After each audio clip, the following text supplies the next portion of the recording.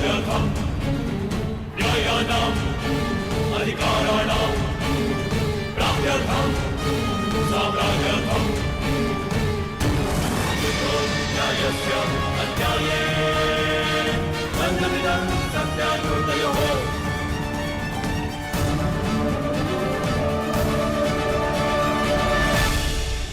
कुंती, सभी राजकुमार रंगभूमि में प्रवेश कर चुके हैं, तो अब द्वंद्व प्रारंभ होगा ना?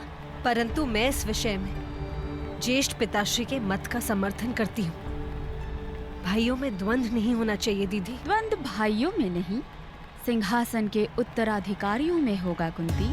और ये आवश्यक भी है, क्योंकि हस्तिनापुर का अधिकार है कि उसे सबसे बलशाली युवराज मिले। युवराज होने वाला राजा होता है गांधारी दीदी। उसे बलशाली होने के साथ साथ न्यायप्रिय, धर्मवान और शांत भी होना चाहिए। अब इसका निर्णय तो द्वंद्व करेगा, हमारी बातें नहीं।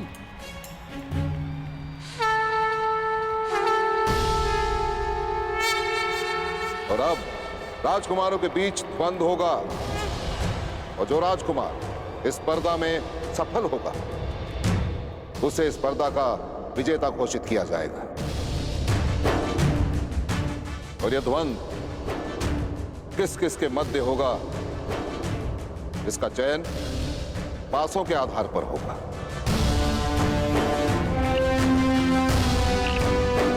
पर तो ध्यान रहे राजकुमारों, यह प्रतिस्पर्धा है, युद्ध नहीं।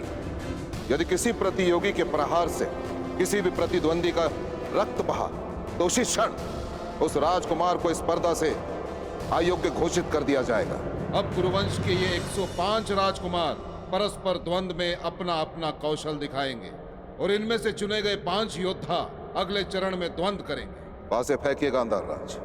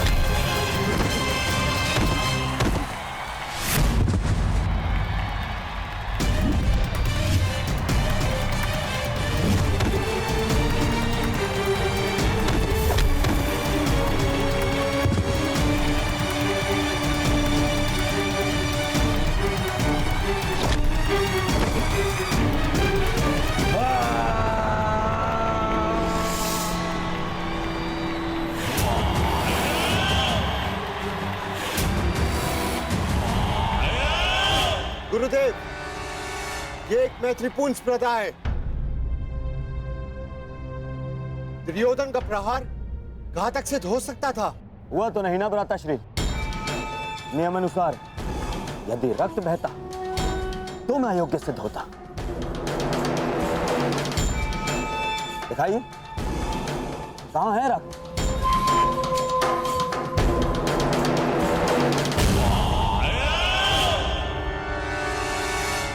अब रंगभूमि में केवल 5 योद्धा शेष हैं। अर्जुन, युधिष्ठिर, भीम, दुशासन और दुर्योधन।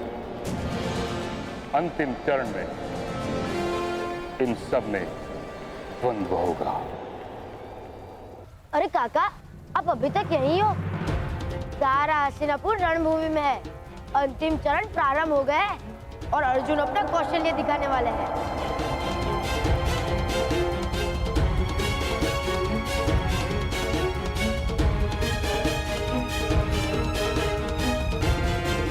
हम कहीं नहीं गए।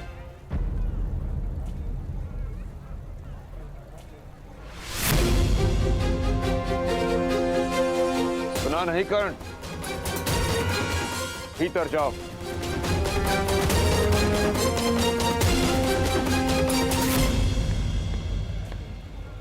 इसे अपना भाग्य स्वयं चुनने दीजिए आर्य। राधा, पुत्र मुंह में इतनी अंधी हो गई हो कि अपने पुत्र के प्राण का मोह नहीं बचा, उसे रोकने के स्थान पर उसे उकसा रही हो तुम। जिस न्याय के लिए इसने प्रशिक्षण लिया उसे पाने से जाने दीजिए आर्य। कोई कहीं नहीं जाएगा, भीतर चलो।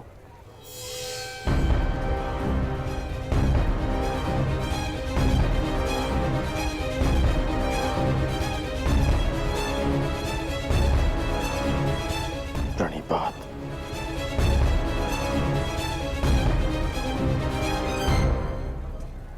यदि जाना ही था तो आज्ञा लेने का ढोंग क्यों किया?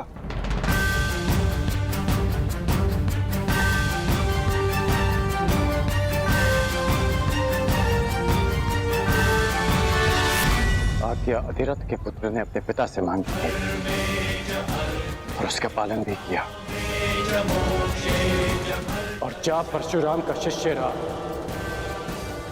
उनको दिया वचन पूरा करने की वो हार नहीं मानेगा।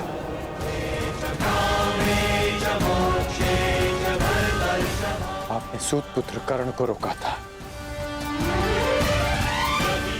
परंतु परशुराम शिष्य राधेय को आज्ञा मिल चुकी है।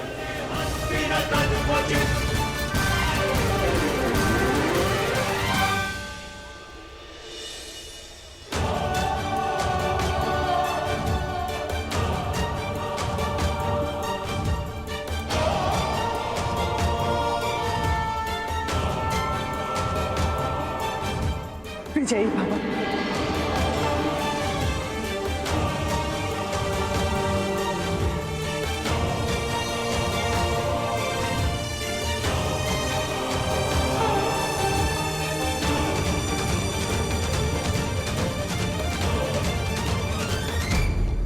शेष बचे पांचों राजकुमारों के बीच अंतिम चरण का युद्ध होगा।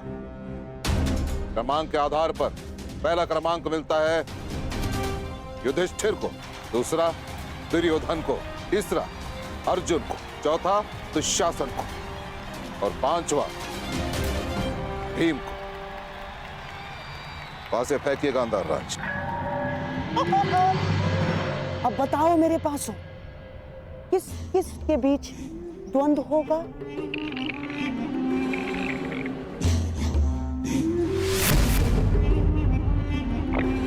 क्रमांक दो यानी राजकुमार दुर्योधन।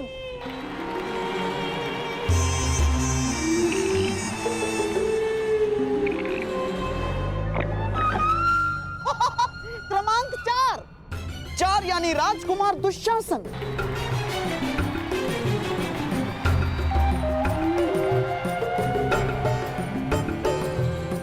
ये लीजिए आचार्य, हो गया अंतिम चरण के पहले द्वंद्व का चयन।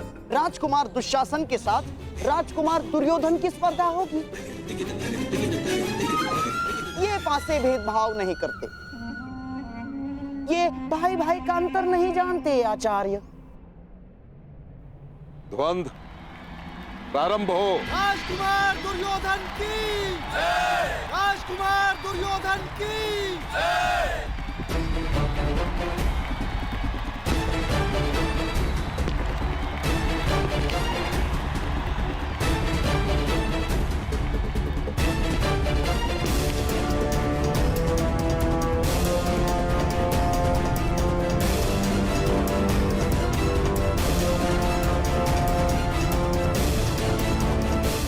क्षमा कीजिए आचार्य, परंतु मैं अपने ज्येष्ठ भ्राता पर प्रहार नहीं करूंगा।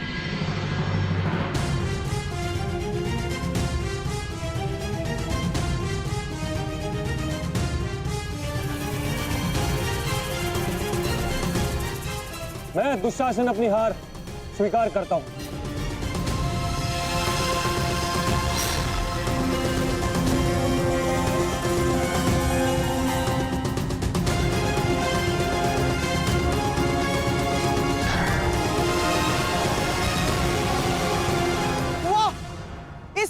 नगर में जहां एक छोटी सी विजय के लिए भाई भाई का गला काट देता है, वहां भाई भाई का ऐसा प्रेम, शताब्दियों तक ये भाई भाई का प्रेम स्मरण रहेगा।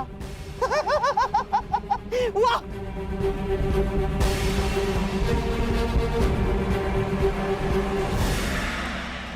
अरे देखो देखो, ये तो वही योद्धा है जो हमें कल मिला था। मुझे छोटा मित्र कहता है। इसने कल आकाश में इतना ऊंचा बाण चलाया, इतना ऊंचा बाण चलाया कि हम देख ही नहीं पाए। ये अवश्य स्पर्धा में भाग लेगा। मित्र, आप अवश्य विजय होंगे। वचन दीजिए हमें, आप विजय होंगे। इससे वचन पूर्ति की आशा मत करो बालक, क्योंकि अपने दिए वचन भूल जाने का रोग है इसे।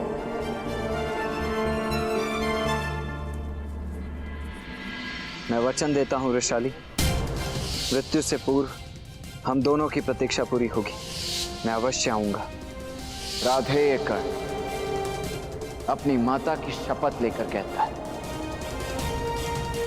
अब यदि आप इस कर्ण का मुख देखेंगे तो वो केवल तभी जब वो गुरु परशुराम से दीक्षा ले लेंगे।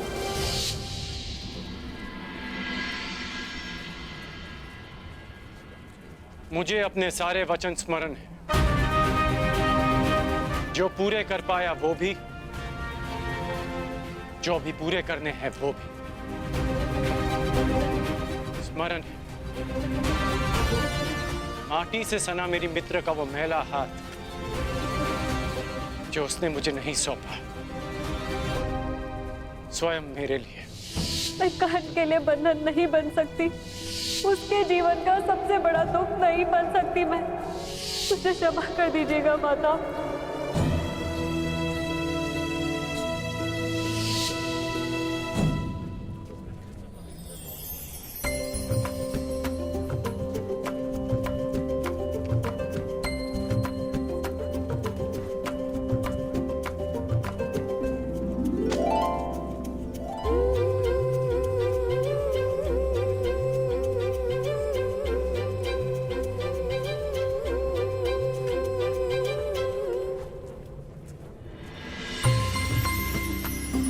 अच्छा, तो तुम अब तक जीवित हो? प्रत्यक्ष को प्रमाण की आवश्यकता नहीं। तो अपने वचन के अनुसार अब तुम संसार के सर्वश्रेष्ठ धनुर्धर हो। बताओ, प्रमाण कैसे दूं? प्रमाण देने का केवल एक ही उपाय है, एक ही स्थान है, ये तुम्हारे समक्ष।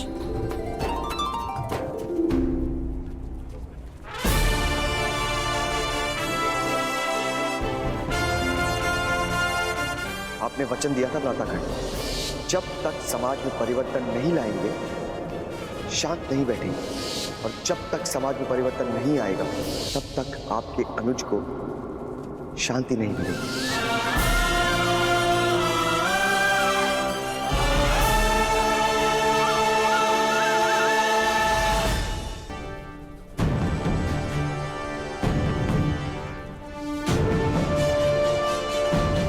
तुम अब तक नहीं बदली वृषाली, परंतु मैं देखना चाहती हूँ कि अपने वचन के अनुरूप तुम बदले हो या नहीं।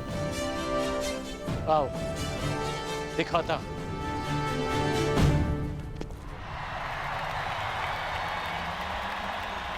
अब बताओ मेरे पास हो, अब किस किस के बीच द्वंद्व होगा?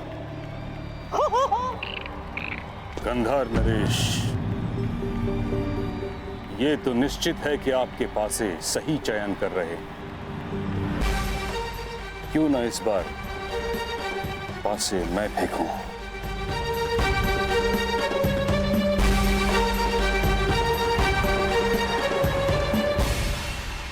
हाँ हाँ महामहिम, क्यों नहीं।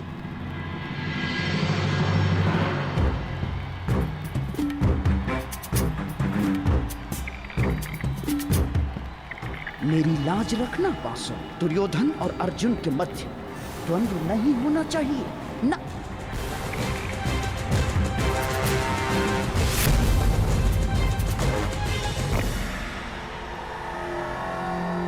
क्रमांक 2। राजकुमार दुर्योधन की राजकुमार दुर्योधन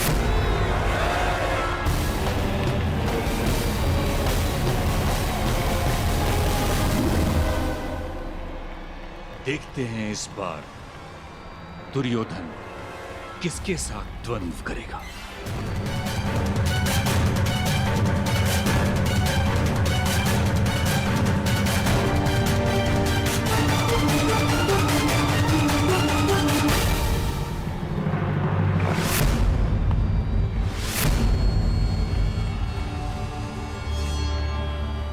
तीन नहीं, 5 मेरे प्रिय पासों, 5।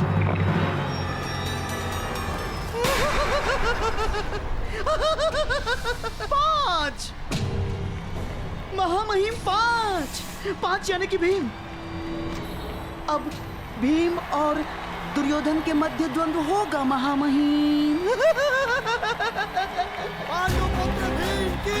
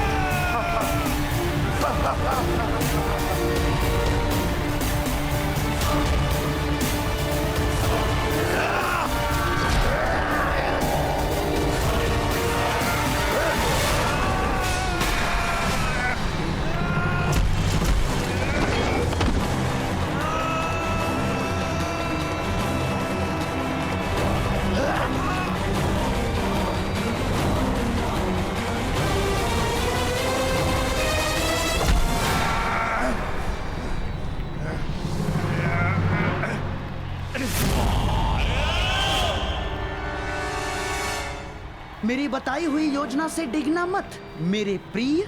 ना, भीम को मारने के अवसर मैं तुम्हें अवश्य दूंगा, अवश्य। किंतु इस समय मेरी बताई हुई बात पर टिके रहना तुम।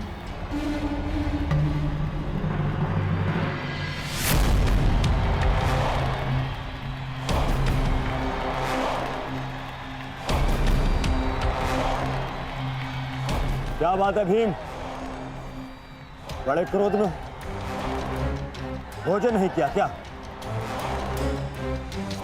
तुम्हें धूल चटाने के बाद ही मैं भोजन करूंगा दुर्योधन।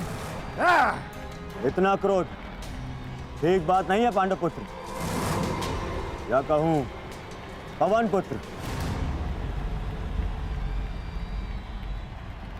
कितनी विचित्र बात है ना, एक पिता के कई पुत्र तो सामान्य बात है, परंतु एक पुत्र के दो पिता।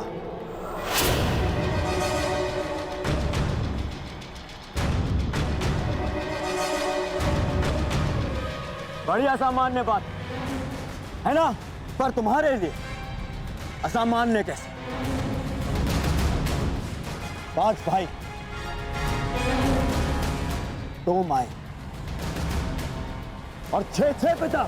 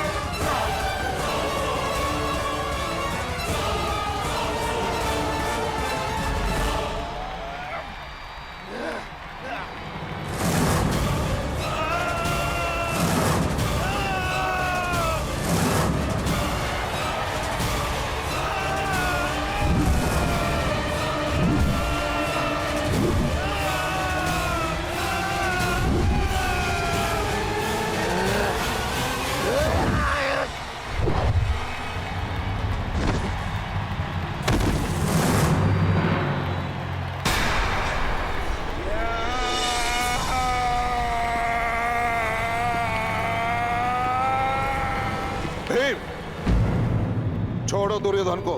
नहीं गुरुदेव, आज नहीं। तुमने इसका रक्त बहाया है भीम, अब तुम इस स्पर्धा के लिए पात्र नहीं हो।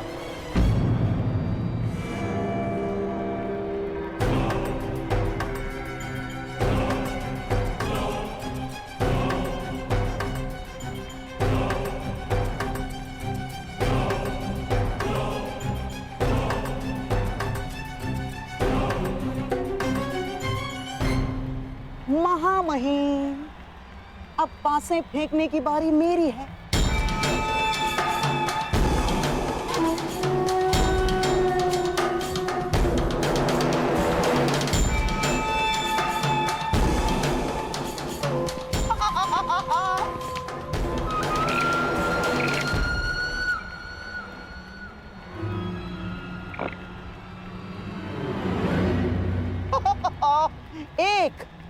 एक यानी राजकुमार युधिष्ठिर। एक योद्धा को हराने का सबसे बड़ा मंत्र है उसकी एक भुजा को दूसरी भुजा से लड़वा दो।